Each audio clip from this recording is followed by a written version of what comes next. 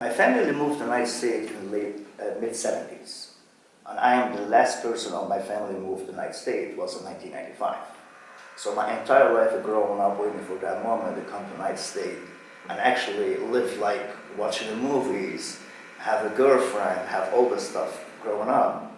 So I was lucky, and I feel like the luckiest person from most of the immigrants. As soon as I step on United States soil, I was eligible to apply for citizenship because my parents were already American citizens. I came here on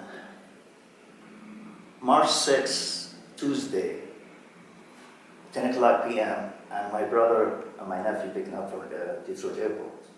It was very cloudy. It's this long trip coming from Europe. And I came to the United States, I have $200 in my pocket. I was really excited to come to the United States. I was really excited to come out of the closet.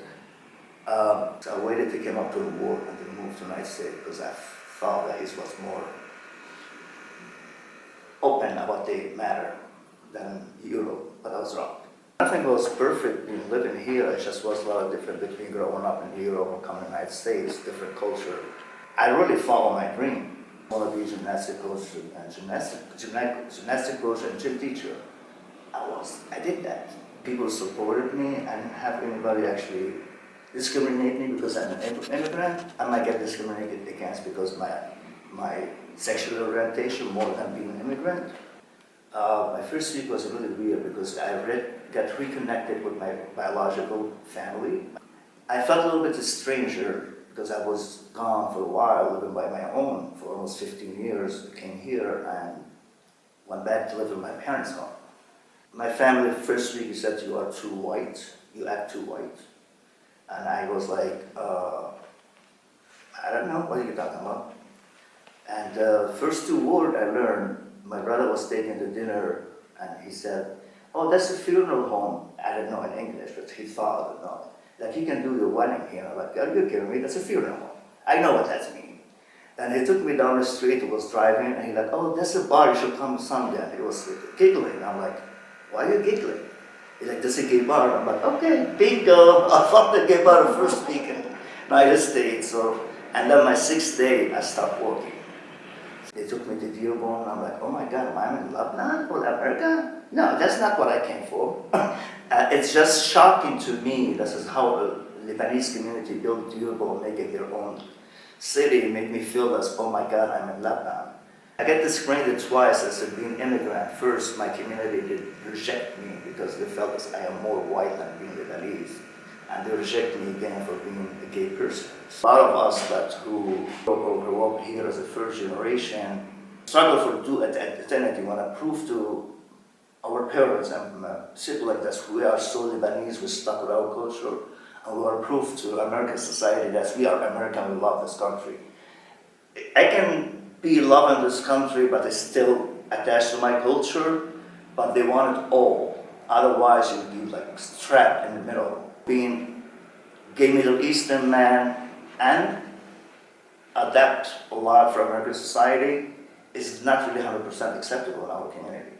So that's just the struggle was the whole 26 plus years we living here until now I go to my family and they treat me as a white person. I said, "You're just American," that's what they said. "Oh, you're too American."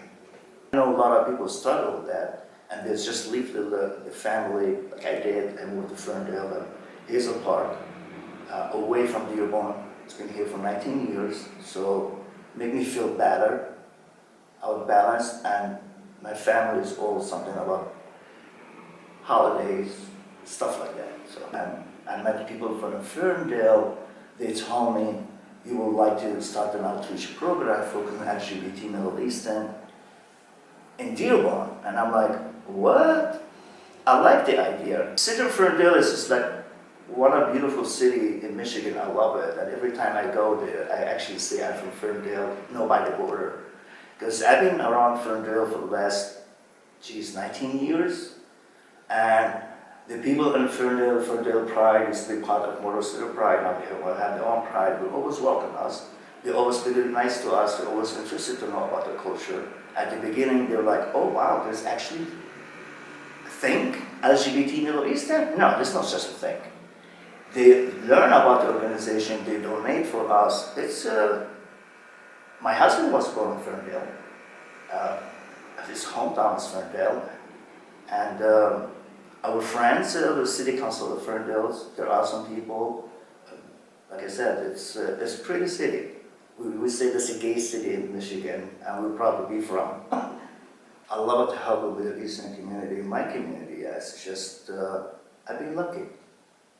I've been lucky, I achieved my goal. I retired by age 48. I have a wonderful husband for 19 years, and that's my story. And a great dog, her name Lulu.